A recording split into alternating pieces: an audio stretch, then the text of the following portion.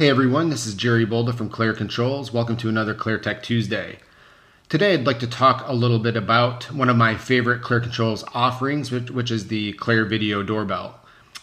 Reason it's one of my favorites, super easy to install, customers love it, and we've really had a lot of success with this in the recent days. So first off, if you look at the web page here, not only do we sell the standalone Clare Video Doorbell, we also have now a Clare Video Doorbell kit, a plus kit, which includes a Wi-Fi extender and a transformer. And then, of course, you can buy those accessories separate as well. Why would you need those? Well, sometimes the transformer isn't, right into the correct voltage requirements. And lots of times, at least where I've been, and I've done a couple of these doorbells, the Wi-Fi just doesn't have the strength that it should have where the doorbell is being installed. So I wrote up a couple of tips that I want to share.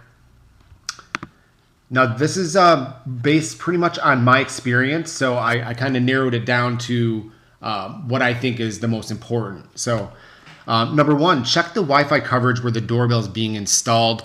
I've a couple of guys that I've done the installations with, because I do travel quite a bit. What they're doing is measuring the Wi-Fi inside the door, not outside the door, where you really need to get out there, close the door, and check it there. Because believe it or not, at least like here in Florida especially, we have hurricane codes, things like that, where you really might have a thick wood or a lot of glass or something in the door. So it will make a difference where you're measuring that Wi-Fi. So just make sure you're close by that area where the doorbell is going to be installed. 2.4 gigahertz only. We know that already, but I just wanted to throw that out there. No 5 gigahertz networks today. As far as the apps you can use on an Android device, I like to use the Wi-Fi analyzer. Really cool. It's got a meter. It's a gauge. It also has audible noise that you can use. It's simple to use. It's very easy.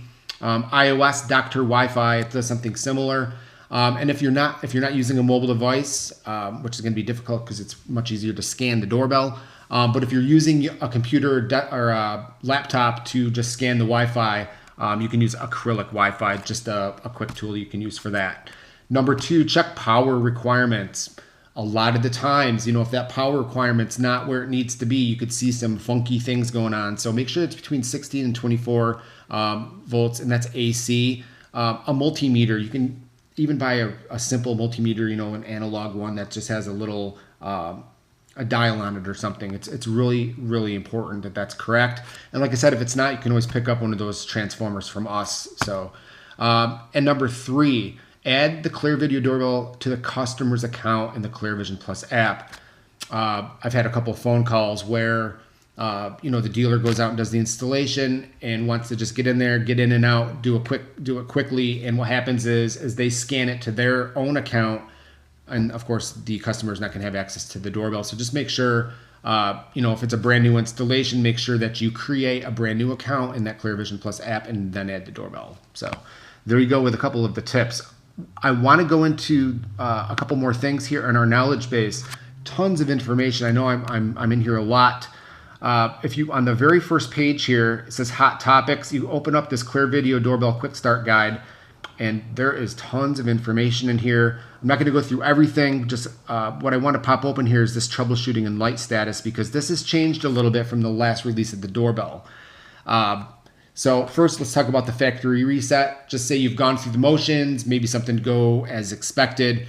You can factory reset the doorbell. Factory reset is easy, but if it's not connected to the Wi-Fi yet, it's a little bit difficult because every time you keep pushing the button, it's going to think you're putting it into Wi-Fi pairing mode. So make sure that it's connected first and then hold that reset button in, just like it says in the instructions here.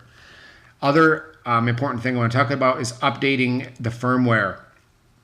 In the app, they've done a great job in there showing you if there's an update available. You'll see a blue dot right where the camera is. If you don't see it, go in further, a deeper dive into where the camera settings are, and you'll see that blue dot there. It's an over-the-air update, as we call them, so it'll pull that update right in over the Wi-Fi and update itself. Light statuses, you can see the statuses here. They have changed, from the previous version, the version 1 to the version 2. I'm not going to go through all of these specifically. You can see them on my screen.